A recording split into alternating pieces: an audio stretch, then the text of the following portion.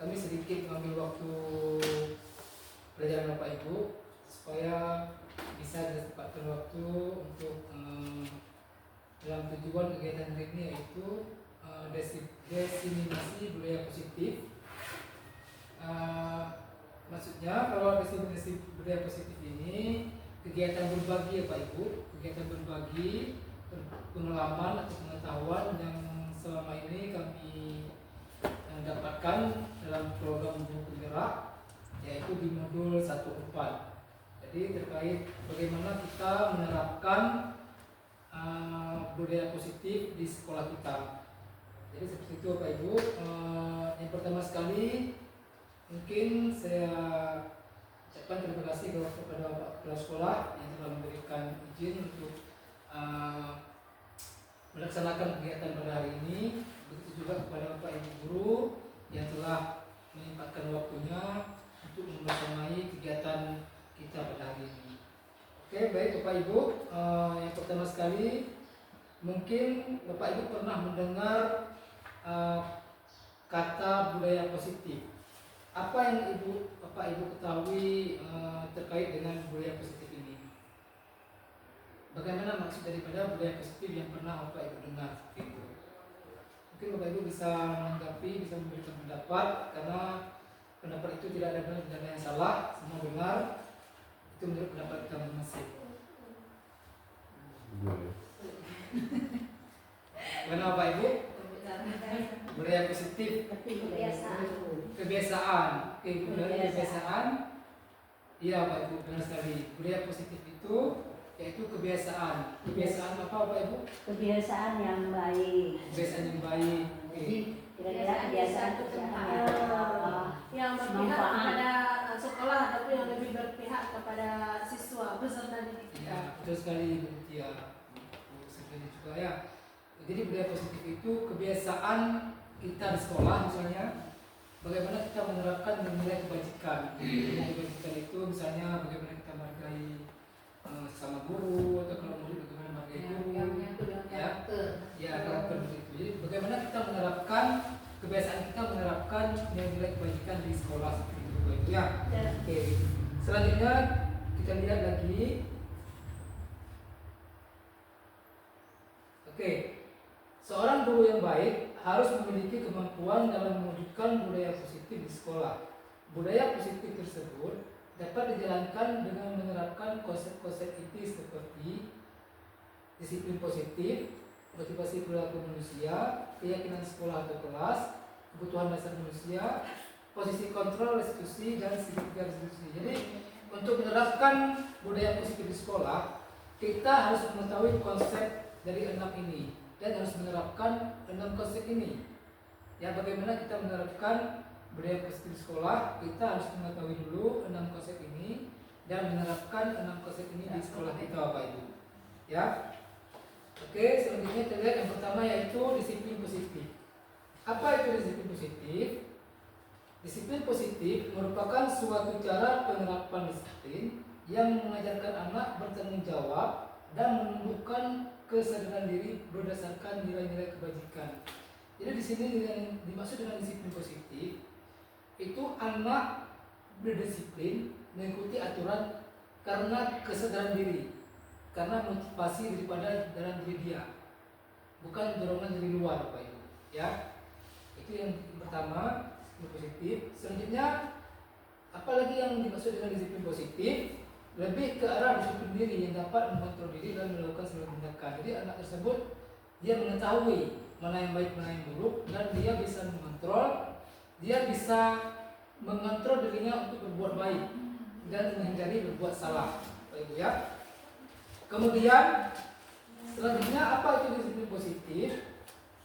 Disiplin diri dapat membuat murid memahami dan menyadari berdasarkan motivasi internal, bukan akibat paksaan, ujian ataupun hukuman. Jadi seorang murid melakukan disiplin itu bukan karena hukuman.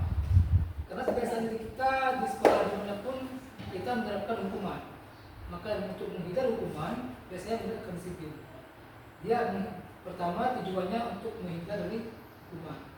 Kemudian dia karena pujian. Anak disiplin mungkin karena pujian dari kita guru. Oh, kamu anak hebat, kamu rajin, ya kan? Jadi karena pujian tersebut makanya anak bisa disiplin. Makanya kalau dari disiplin positif ini, itu bukan itu maksudnya. Maksudnya itu anak disiplin karena motivasi dari diri, motivasi internal atau motivasi intrinsik, bukan motivasi dari luar. Kalau hukuman dan pujian itu dari luar, motivasi yang didapat dari luar sehingga dia bisa disiplin. Ya, oke. Kemudian apa karakter yang akan dicapai? Bagaimana nilai kebajikan yang akan kita terapkan pada anak? Ya, yang pertama itu sesuai dengan profil belajar Pancasila. Yang pertama beriman bertakwa kepada Tuhan Yang Maha Esa dan Mulia, mandiri, berkebinekaan global, bergotong royong, kreatif, bernilai kritis. Ya, itu 6 profil belajar Pancasila yang perlu kita wujudkan kepada anak-anak kita sesuai dengan kurikulum Merdeka. Jadi, bagaimana anak itu dikatakan disiplin?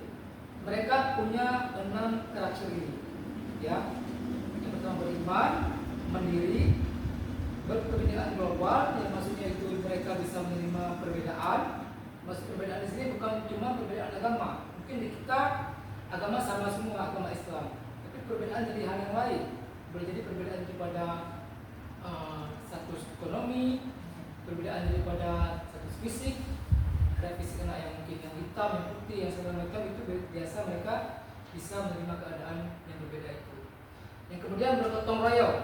Bergotong royong di sini bukan bergotong royong guru Sabtu Minggu pagi, bukan. Maksud bergotong royong di sini kita berkolaborasi bersama guru, kita berkolaborasi bagaimana untuk mewujudkan murid yang disiplin. Begitu juga murid berkolaborasi bagaimana mereka bisa bekerja sama dalam kelas, dalam proses pembelajaran. Seperti sikap kolaborasi murid ini yang perlu kita tunjuk pada anak, atau namanya kalau sekarang dinamakan dengan bergotong royong. Ya. Kemudian kreatif. Kreatif itu maksudnya anak bisa berinovasi.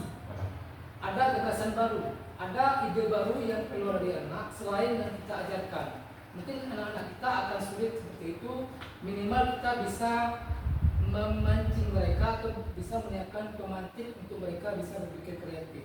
Ya. Selanjutnya bernilai kritis. Bernilai kritis ini maksudnya bukan suka mengkritik orang, bukan. Maksud bernilai kritis di sini yaitu mereka bisa menciptakan sesuatu yang baru yang di luar atau dinamakan dengan out of the box, di luar kotak. Misalnya di sekolah kita misalnya banyak anak yang belajar teori. Jadi dalam bernilai kritis ini kita harus melakukan praktek supaya mereka bisa membuat sesuatu yang baru. Contoh misalnya kayak belajar IPA. Bisa kita ajarkan misalnya cara pembuatan sabun. Jadi mereka bisa membuat sabun dengan beraneka ragam. Bisa mereka buat sabun mesin, sabun cuci, sabun mandi. Mereka bisa membuat sesuatu yang baru. Itu namanya bernilai kritis. Ya. Oke Bapak Ibu. Selanjutnya tadi yang pertama disiplin positif. Ya. Yang kedua yaitu motivasi perilaku manusia. Manusia itu berperilaku karena motivasi apa? Ya. Ada 3 apa itu? Yang pertama seperti yang saya jelaskan tadi, manusia itu berperilaku, bagaimana dia berperilaku tergantung 3 motivasi ini. Yang pertama untuk menghindari tidak yang mana atau hukuman. Karena mereka takut hukuman, takut kena sanksi, makanya mereka berperilaku baik. Jadi bukan dari diri mereka ya. Yang kedua untuk mendapatkan imbalan atau penghargaan. Seperti kita memberikan hadiah Bapak Ibu ya. Karena hadiah itu maka mereka melakukan yang baik.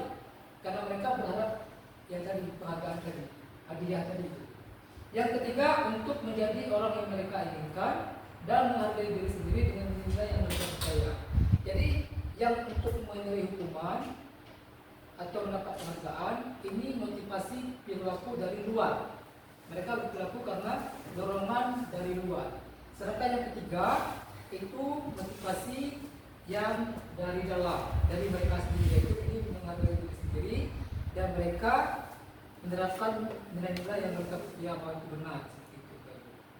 Ya, jadi di sini 1 dengan 2 yaitu motivasi ekstrinsik.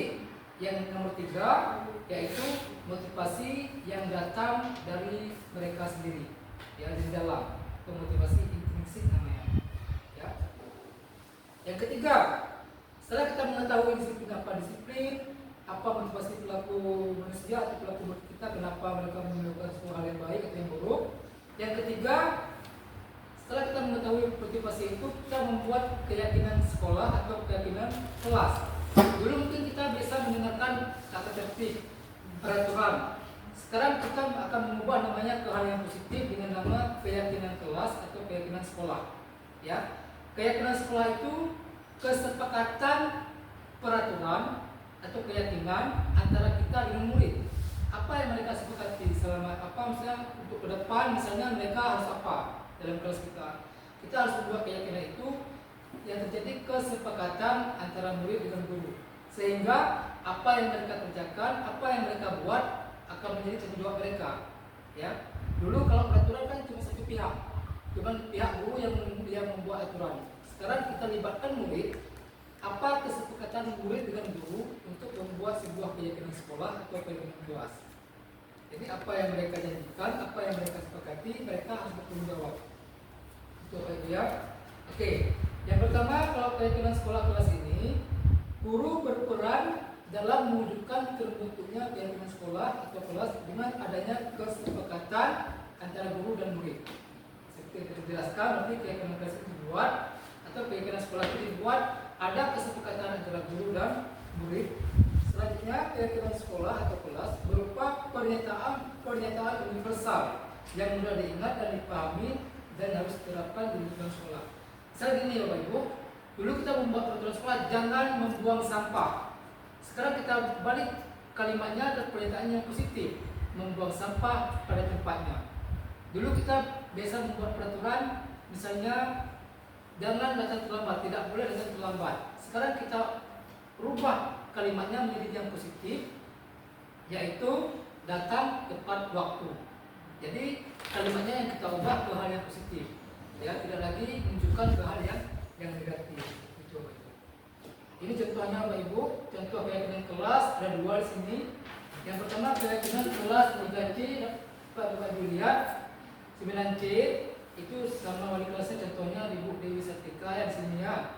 Yang pertama kita lihat ada bekerja sama menjaga kebersihan kelas, ya kan?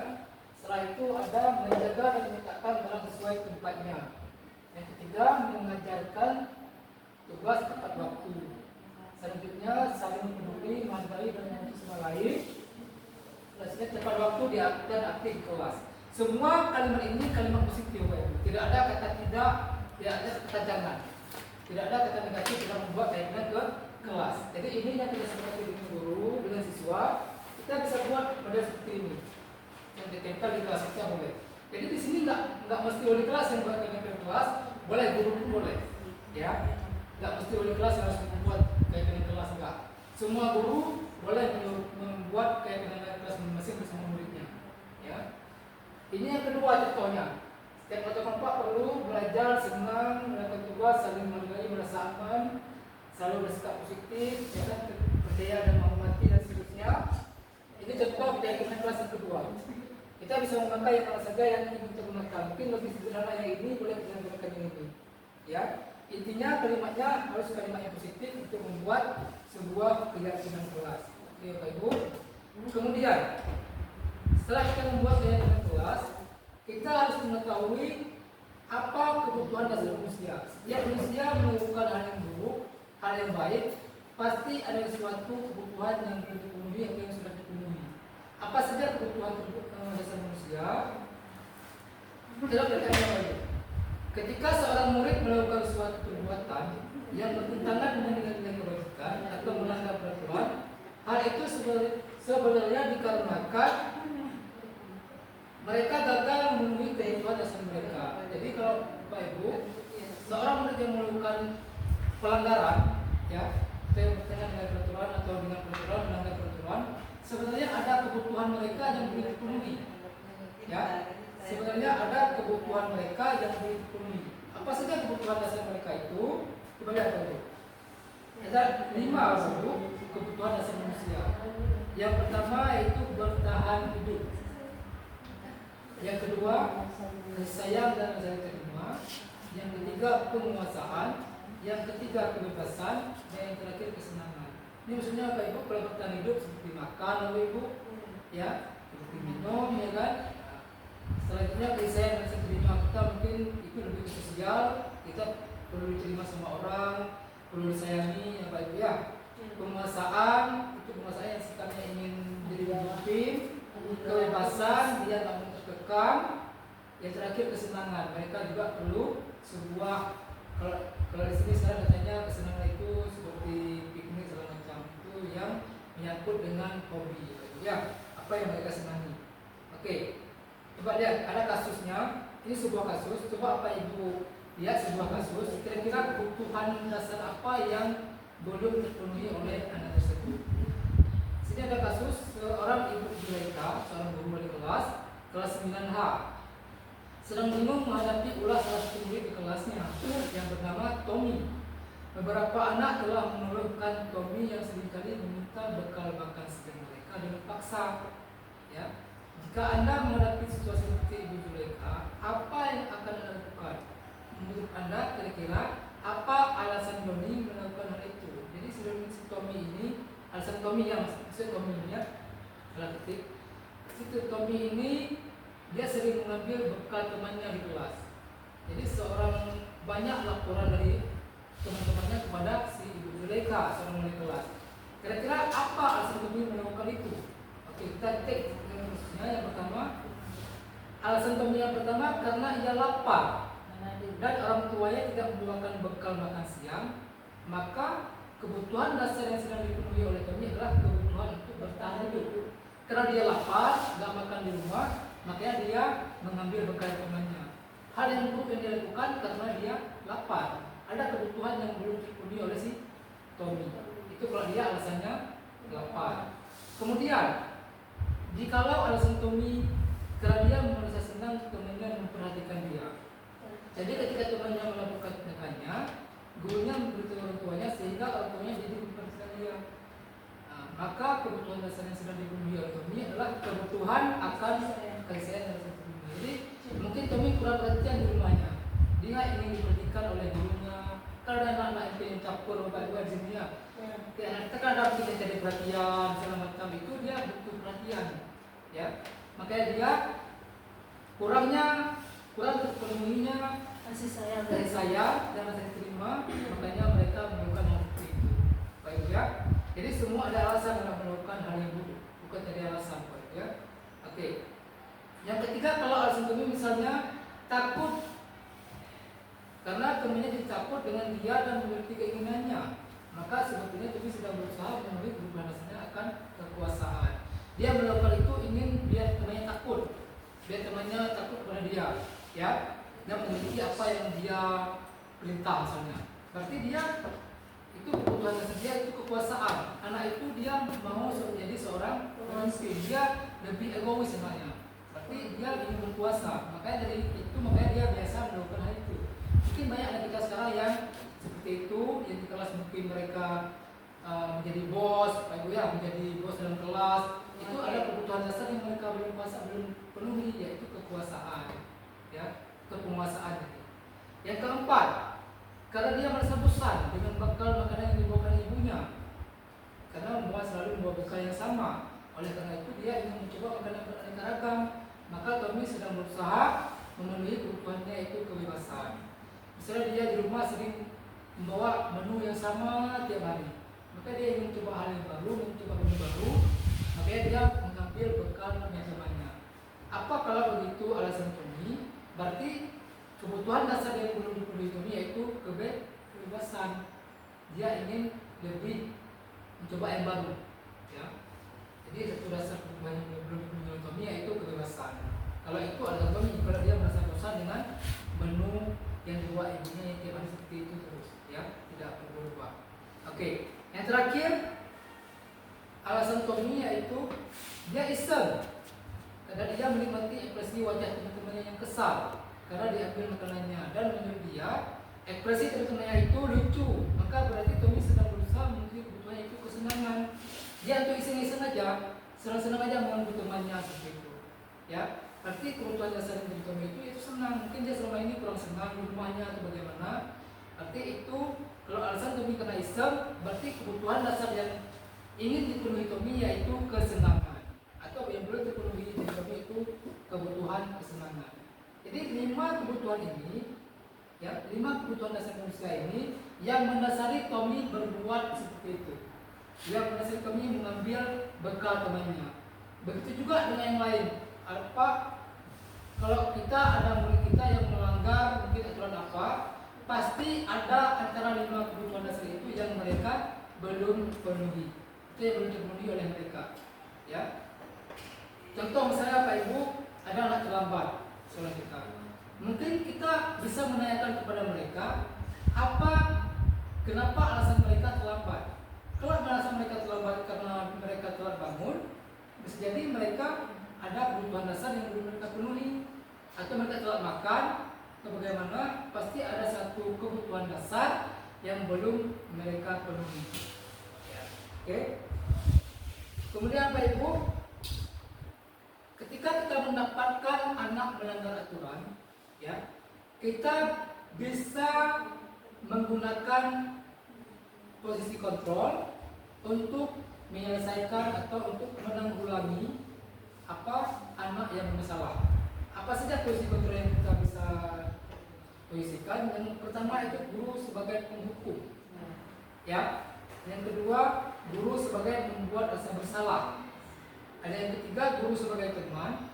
Ada yang keempat, guru sebagai pemantau. Ada yang kelima, guru sebagai manajer. Berarti 5 posisi ini yang menempatkan kita dalam bagaimana kita menanggulangi atau menyelesaikan anak yang sedang bermasalah atau anak yang melanggar aturan. Oke ya Pak Ibu, coba sebentar kita lihat satu video 5 posisi kontrol, bagaimana contohnya, apa yang kita katakan seterusnya Pak Ibu ya.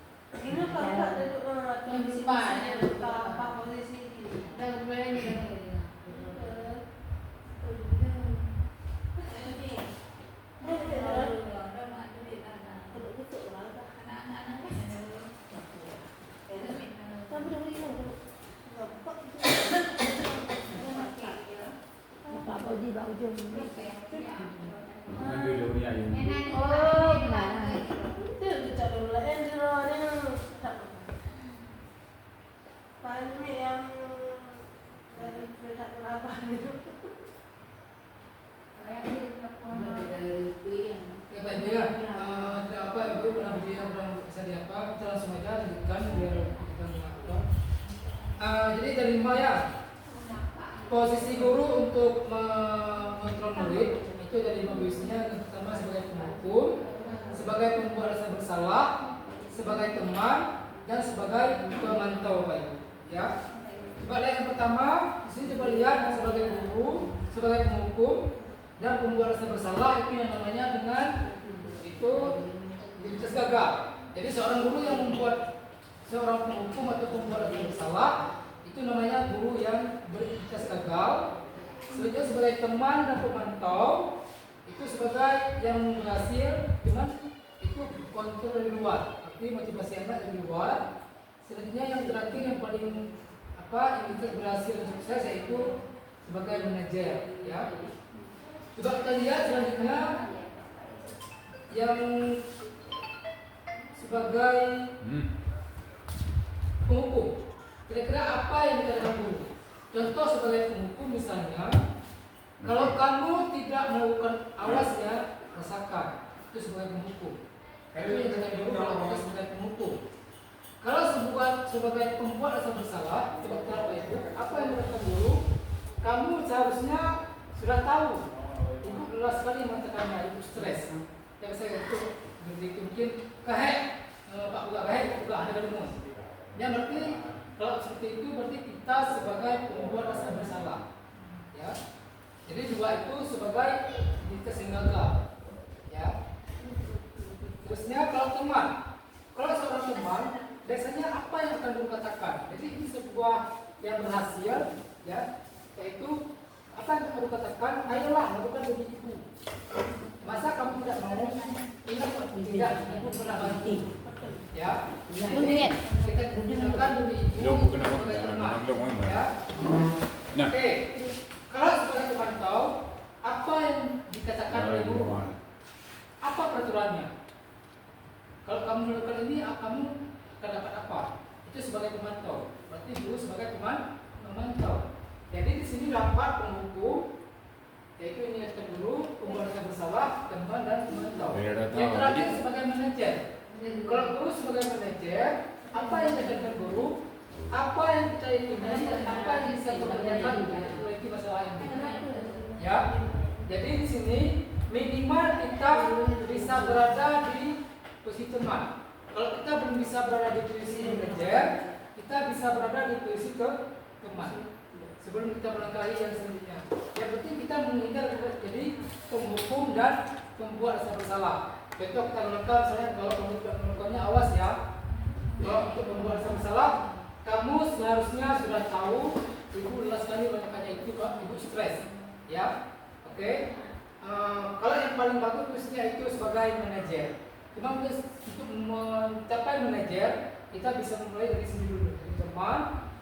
Step by step kita melangkahi pemantau, kita baru kita sebagai manajer di ujung yang terbaik.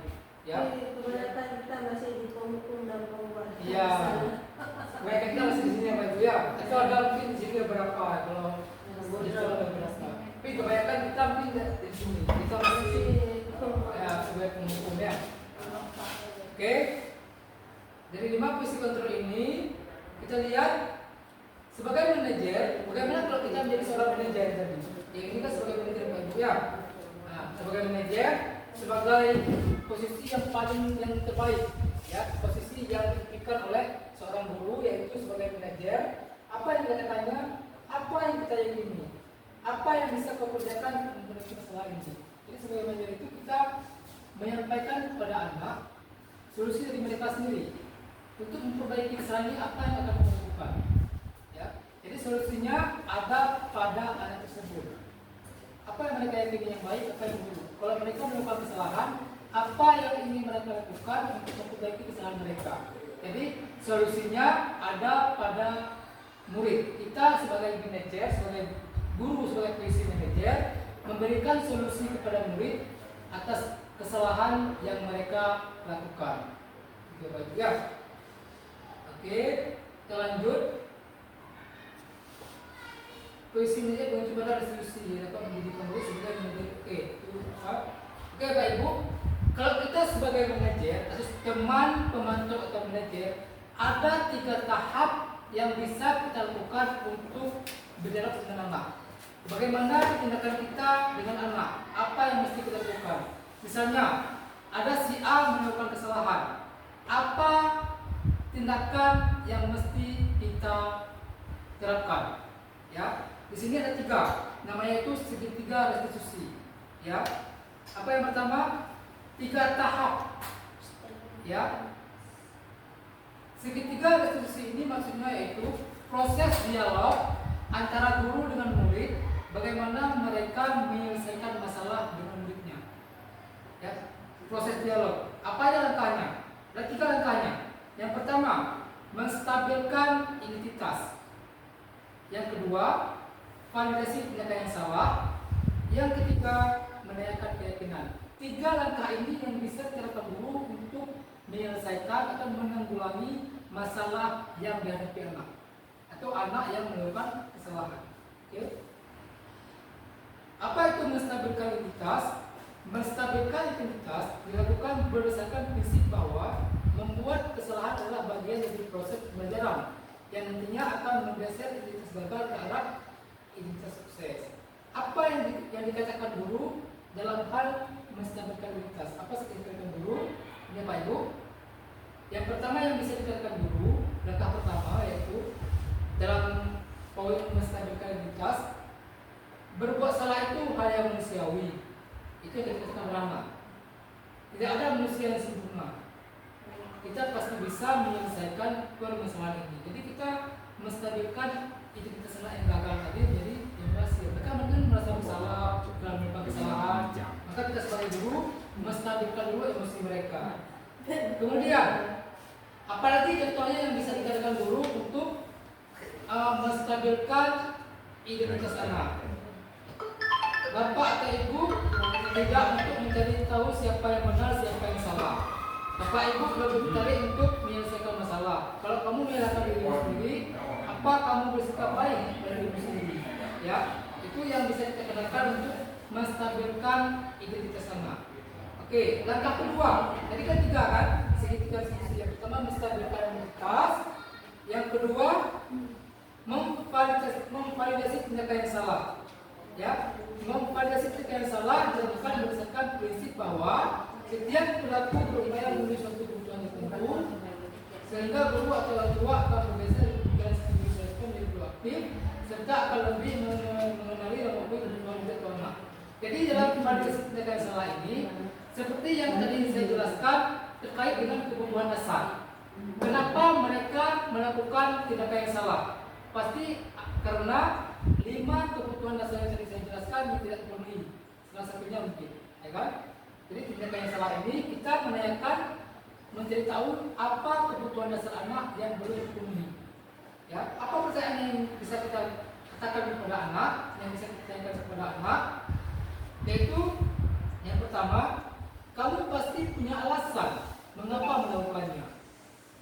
Apa yang penting bagi kamu? Jadi kita tanyakan alasan anak. Kira-kira kamu melakukan ini kenapa? Kenapa kamu terlambat? Kenapa kamu cabut? Kenapa kamu bolos? Dan seterusnya. Pasti mereka punya alasan. Alasan mereka itu bisa kita kaitkan dengan 5 kebutuhan dasar manusia tadi. Boleh jadi mereka mungkin untuk makan dia kurang, boleh jadi dari ekonomi dia kurang. Pasti ada 5 kebutuhan dasar tadi yang mereka tidak penuhi. Makanya mereka mungkin cabut atau mereka mungkin datang terlambat dan seterusnya. Kemudian kamu boleh tetap berusaha menjaga sikap itu, tapi tambahkan sikap yang lain yang baru. Misalnya gini, kalau mereka terlambat 10 menit, kita bisa mungkin memberi sugesti di 5 menit, ya. Oke. Yang terakhir, maukah kamu belajar cara lain untuk mendapatkan yang kamu butuhkan tanpa harus memukul? Kalau itu kasusnya memukul, ya. Kalau anak memukul, mungkin kita meminta dia untuk mencari cara lain, saling memukul, ya. Kalau itu kasusnya memukul, berarti yang intinya kalau validasi tindakan yang salah, yaitu menanyakan alasan anak berbuat itu kenapa. Itu intinya. Ya, kenapa anak berbuat kesalahan itu? Bisa kita kaitkan dengan 5 kebutuhan dasar tadi. Ya, bertahan hidup tadi, kesayang, ya kan? Kebebasan, kesenangan, dan penguasaan. Bisa kita kaitkan dengan 5 kebutuhan tadi. Yang terakhir, yaitu menanyakan keyakinan. Ya, langkah ketiga ketiga, setelah kita menstabilkan identitas, setelah itu kita mempelajari yang salah atau menanyakan tindakan itu kenapa alasannya. Yang terakhir baru kita akan menanyakan keyakinan. Maksud menanyakan keyakinan itu menanyakan peraturan. Ya, jadi kan kita sudah buat keyakinan kelas ya kan. Jadi dari keyakinan itu kita harus menanyakan keyakinan. Apa yang bisa kita tanyakan? Apa nilai yang kita percaya di sekolah kita? Maksud nilai di sini apa peraturan? Apa keyakinan yang sudah kita buat? Nilai apa yang telah kita sepakati atau keyakinan apa yang telah kita sepakati? Misalnya dia berbuat, dia datang terlambat, sedangkan dia keyakinan kita sudah buat misalnya datang tepat waktu, itu dia bersalah ya kan? Kamu ingin jadi anak seperti apa? Apa yang kamu rasakan ketika kamu melakukan itu? Ketika kamu terlambat, apa yang kamu rasakan? Apa yang bisa kamu lakukan seperti ini? Itu intinya. Di menanyakan keyakinan ini, kita menanyakan juga anak apa yang akan dilakukan anak untuk menyelesaikan masalahnya. Kalau dia terlambat misalnya, kita bisa menanyakan bagaimana untuk kedepannya supaya kamu tidak terlambat. Mereka yang akan mencari solusinya bagaimana mereka tidak terlambat lagi. Seperti itu. Jadi tiga itu kesimpulannya apa Ibu? Kesimpulannya dari budaya positif ini, kita harus bisa menerapkan 6 poin ini untuk menciptakan dan mewujudkan lingkungan sekolah dan pembelajaran yang berpihak kepada murid. Seorang guru yang baik harus memiliki kemampuan dalam mewujudkan budaya positif di sekolah.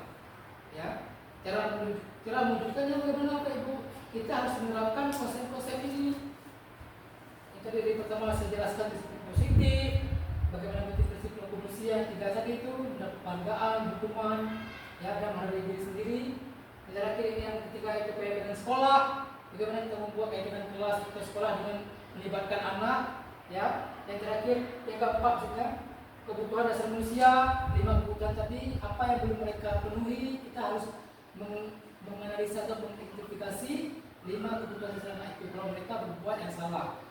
Kemudian kita ada di posisi mana seorang guru? Apakah kita masih seorang penghukum, atau seorang pemantau, atau kita seorang teman, atau malah kita setelah menjadi seorang manajer? Di mana kira-kira posisi kita sekarang? Itu yang harus kita lebih lagi apa Ibu ya? Dan sampai kita menjadi seorang penghukum dan seorang pembuat rasa bersalah. Ya Bapak Ibu. Yang terakhir, setelah kita posisikan diri di mana, cara kita berdialog dengan murid, bagaimana kita berdialog dengan murid? Ada 3 cara, yaitu segitiga diskusi tadi, yaitu yang pertama kita menstabilkan identitas murid dengan menanyakan bahwa apa yang membuat salah itu manusiawi, semua orang pernah berbuat salah. Yang kedua kita menggunakan langkah tindak memvaliidasikan yang salah, yaitu menanyakan alasan mereka kenapa mereka berbuat salah. Yang terakhir langkah diskusi ini yaitu menanyakan solusi kepada dia sendiri, mencari solusi di dia sendiri. Apa solusi kamu untuk menyelesaikan masalah kamu? Kalau kamu terlambat, apa yang akan kamu lakukan supaya kedepannya tidak terlambat lagi? Jadi solusinya itu ada pada anak itu. Setiap anak harus bertanggung jawab dan bisa memaknai apa yang mereka lakukan. Oke, mungkin Bapak Ibu, itu saja yang bisa saya sampaikan. Kalau mungkin ada beberapa yang belum jelas, bisa Bapak Ibu tanyakan. Mungkin kalau saya jawab semampu saya Bapak Ibu ya. Ini karena di sini bukan saya bukan seorang coach, seorang narasumber, bukan. Saya di sini cuma berbagi praktik baik, Bapak Ibu. Berbagi pengetahuan yang sudah saya pelajari di modul 4 di program penggerak di modul 4. Di sini saya bukan seorang narasumber, bukan seorang coach, bukan seorang pelatih, bukan. Kita sama-sama di sini berbagi Bapak Ibu. Mungkin dengan kita berbagi ini kita mendapat pengetahuan baru dan bisa kita terapkan di sekolah kita Bapak Ibu. Oke Bapak Ibu, kalau mungkin nanti kita bisa sharing lagi di luar forum ini secara formal, gak apa-apa. Kita bisa diskusikan lagi di luar forum ini. Mungkin ada media mungkin yang perlu disampaikan atau berarti keyakinan kelas itu termasuk dalam budaya disiplin positif ya? Ya, budaya positif ya. Jadi ya begitu ya. Kalau karena kan salah satu konsep budaya positif itu yaitu membuat keyakinan kelas. Ada 6 Pak kan? Jadi kalau kita ingin membuat budaya positif sekolah, kita harus membuat keyakinan kelas. keyakinan kelas itu bukan wali kelas yang buat, bukan. Kita guru, apapun setiap guru dengan murid harus membuat keyakinan kelas mereka sendiri. Begitu. Bukan cuma marah wali kelas, bukan. Kalau keyakinan sekolah baru sekolah yang buat, ya kan gitu ya. Kalau keyakinan sekolah yang kelas ya kan. Nah, kalau sekolah yang buat, kalau kelas ini yang buat itu guru dan mesin. Lagi guru yang lain mungkin apa ibu yang lain? Bu Sun, ada apa komentar atau bagaimana mungkin? Assalamualaikum warahmatullahi wabarakatuh. Waalaikumsalam warahmatullahi wabarakatuh. Nah, jadi sebagaimana yang sudah dipaparkan tadi oleh Pak Iqbal, bahwa disiplin positif itu adalah satu cara yang kita gunakan untuk membentuk sikap pribadi anak. Nah, jadi yang walaupun kita sudah tadi bicara, tapi dalam penerapannya ini Pak itu kan ini caranya ini maksud saya. Apalagi kalau kita mengingat karakter anak kita. Nah, jadi ini bagaimana ini?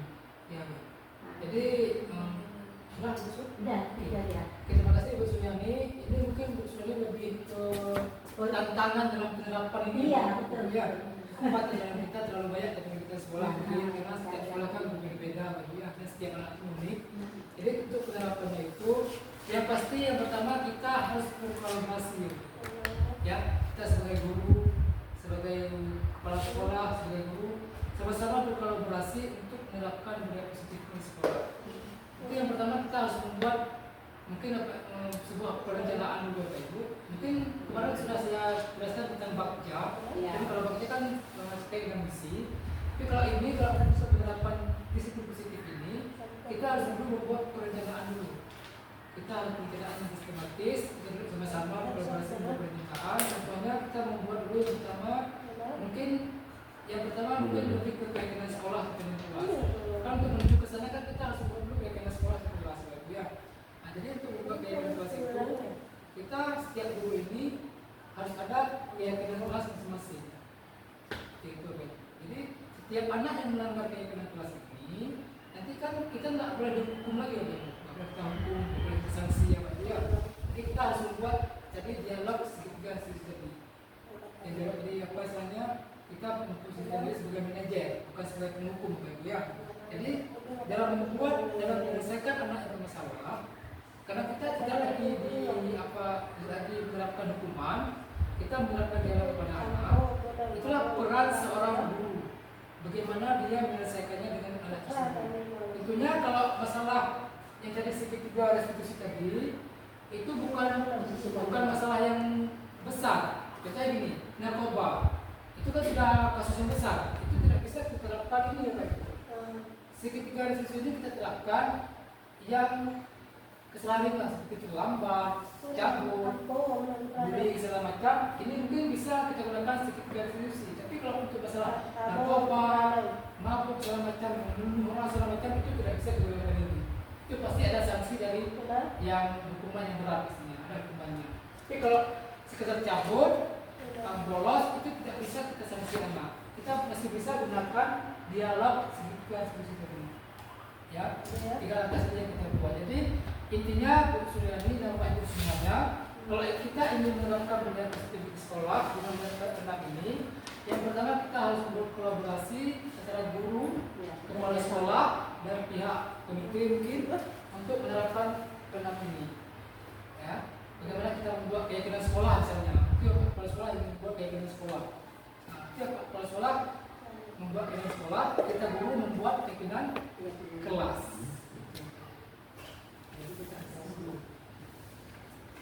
Oke, ada lain mungkin? Pak Budi, ada yang ditanyakan atau gimana? Dari Bu Ratna, Bu Rama, Bapak mungkin kita bisa diskusikan lagi. Bapak Ibu mungkin sudah selesai Bapak Ibu ya. Mudah-mudahan kita bisa menerapkannya budaya positif di sekolah dan kita bisa memaknai konsep-konsep motivasi perilaku manusia, kebutuhan dasar dan sebagainya, dan kita bisa menerapkan budaya positif di sekolah dengan kita berkolaborasi, bergotong royong, bekerja sama antara guru dengan kepala sekolah dan dan keluarga sekolah lainnya. Mudah-mudahan Bapak sebagai pimpinan di sini Pak ya bisa mendukung di sekolah dan kita bisa menunjukkan di sekolah kita Pak ya. Oke, itu yang bisa saya sampaikan Bapak Ibu. Lebih dan kurang saya mohon maaf. Assalamualaikum warahmatullahi wabarakatuh. Waalaikumsalam.